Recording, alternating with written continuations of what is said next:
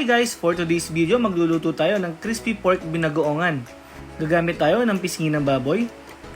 Almost 2 kilos yan guys. Lagyan natin ng bay leaves, onion, garlic, pepper,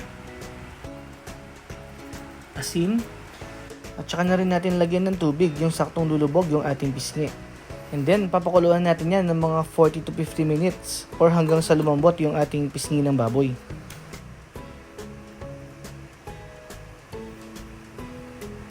After 50 minutes, ayan guys, malambot na yung ating pisngi ng baboy. Pwede na nating i-drain yan guys, no? And then, i-rest lang natin ng 1 hour yung pork or hanggang sa lumamig ito bago natin lutuin. After 1 hour guys, ayan, pwede na nating lutuin yung pisngi ng baboy. Gagamit ako dito ng air fryer para makatipid na rin tayo sa mantika. At magiging crispy naman siya guys, no? Ilagay na natin yung pisngi ng baboy. Tatlo muna guys, para maluto ng mabuti. Guys, binudburan ko nga pala ng konting asin yung ating pisngi ng baboy, no?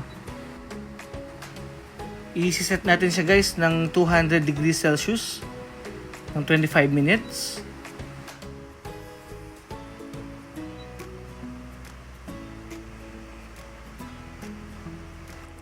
After 25 minutes guys, luto na yung ating pisngi ng baboy. Guys, nung mga 12 minutes pala, no, pinos ko siya at binaliktad ko yung pisngi ng baboy para magpantay-pantay yung luto niya. So, ayan na nga guys, luto na yan. Itatabi muna natin yan and then isa lang natin yung natitira pang pisngi ng baboy. Habang nakasalang pa yung pork natin sa air fryer guys, magpiprito muna tayo ng talong. Magpapainit lang tayo ng mantika and then once na mainit na, prituhin na natin yung talong.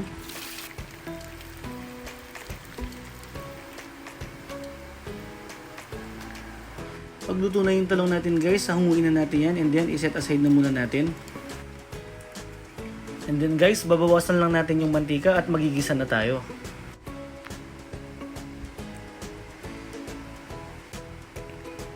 Lagay na natin yung bawang. Then sunod na natin yung sibuyas.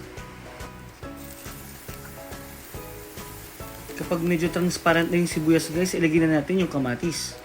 3 pieces na medium size na kamatis yan guys. Ituloy lang natin yung pag-isa ng mga 3 to 5 minutes guys or hanggang sa lumambot yung ating kamatis. Ayan guys, malambot na yung ating kamatis. Ngayon naman maglalagay na tayo ng bagoong alamang. Iginisa ko na yung bagoong alamang na yan guys, no, at in-stock ko lang sa ref. Pero pwede naman din kayong maglagay ng bagoong alamang na fresh. Maglalagay muna tayo guys ng mga 3 tablespoon. Pwede naman tayong mag-add mamaya kung kinakailangan pa. Ayoko lang mapaalat yung ating binagoongan kaya dinadahan-dahan ko sa paglalagay ng bagoong.